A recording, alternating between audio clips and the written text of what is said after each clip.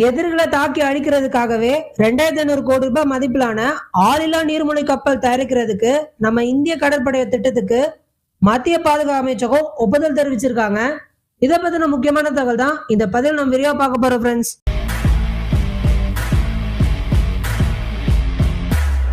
உலக நாடுகளுடைய போர் தாக்குதல்கள்ல ஆளில்லா சாதனங்கள் தான் பெரிய அளவுல பயன்படுத்திட்டு வராங்க உயிர் சேதத்தை தவிர்க்கிறதுக்காக.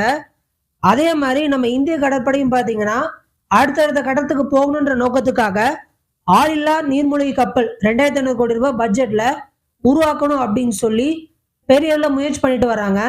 அந்த திட்டத்துக்கு தான் இப்ப லேட்டஸ்டா மத்திய அரசாங்கம் ஒப்புதல் தெரிவிச்சிருக்காங்க. இந்த கப்பலை பத்தி விரைவா பார்த்தோம்னா எக்ஸ்ட்ரா லார்ஜ் பிரிவுல 100 டன் எடைக்கு மேல இது இருக்குன்னு சொல்றாங்க.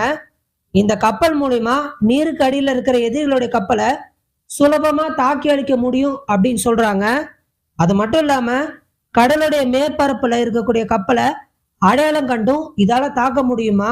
ஸோ இந்த மாதிரியான சிறப்பு அம்சங்கள் இதுல இருக்குன்னு ஹைலைட் பண்றாங்க.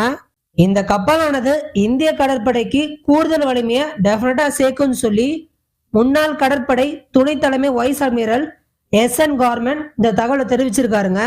கன்னி வெடிகளை போடுறதுல இருந்து இன்னொரு பக்கம் கன்னி வெடிகளை ரிமூவ் பண்ற வரைக்கும் இந்த மாதிரியான முக்கியமான பணிகளுக்கு இந்த கப்பலை பயன்படுத்த போறதா செய்திகள் வெளிவந்திருக்குங்க.